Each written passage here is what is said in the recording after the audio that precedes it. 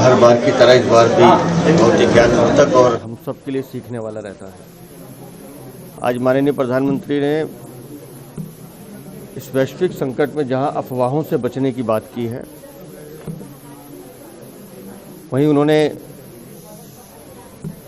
पूरे भारतवर्ष से एक निवेदन भी किया है कि हम हर संकट का सामना मिलजुल कर, माननीय प्रधानमंत्री जी के नेतृत्व पर पूरा भरोसा भी है।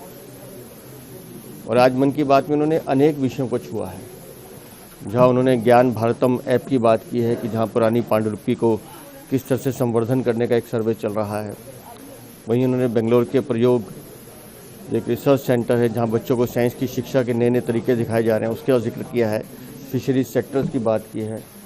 क्रिकेट जो हम सब हिंदुस्तानियों के लिए एक तरह से एक बहुत बड़ा खेल ही नहीं, एक उत्साह का साधन भी है।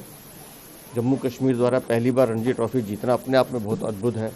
उसके लिए उन्होंने जम्मू कश्मीर की टीम को बधाई दी है।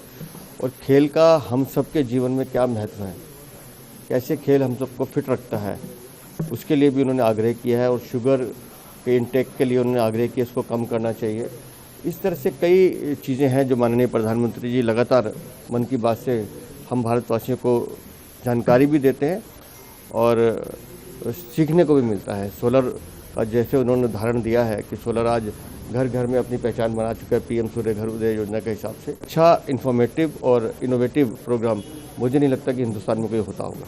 सर, कल आपने एक प्रेस रिलीज भी जारी की जिसमें आपने कहा था अरविंद केजरीवाल विक्टिम कार्ड खेलने का काम करते हैं। बिल्कुल कर रहे हैं, बिल्कुल कर रहे हैं। देखिए, अरविंद केजरीवाल को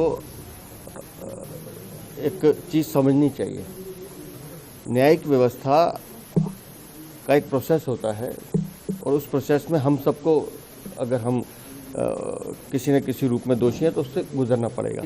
न्यायिक व्यवस्था का फैसला उनके हिसाब से है, ऐसा होता नहीं है। हमारी संविधान ने हमारी न्यायिक व्यवस्था को इतना सुदृढ़ बनाया है और मुझे अच्छा ये लगता है कि इस न्यायिक व्यवस्था में कितना हम उदारपूर्ण है कि अगर हमें कोई निर्णय पसंद नहीं आता तो हम उससे ऊपर की अदालत में जाकर उसको चुनौती भी देते हैं। तो हिंदुस्तान की ये सबसे बड़ी ताकत भी है। तो अरविंद केजरीवाल अपने भ्रष्टाचार के आरोपों से बचने के लिए, अपनी चोरी और जो उन्होंने दिल्ली को लूटने का काम किया है उससे ध्यान भटकाने के लिए अगर इस तरह का विक्टिम कार्ड खेलते हैं तो उसकी हम निंदा करते हैं। एक और हमने अपमान किया है कोर्ट का। देखिए, सौरभ भारद्वाज को कितनी गंभीरता से आप लोग लेते हैं ये आप लोग जानिए। कई बार हम लोगों को भाव समझना चाहिए। विषय ये है कि लोअर कोर्ट ने एक निर्णय दिया, एजेंसी उसको हाई कोर्ट में चुनौती दे रही है। ये उनका अधिकार है, हर हिंदुस्तानी का अधिकार है।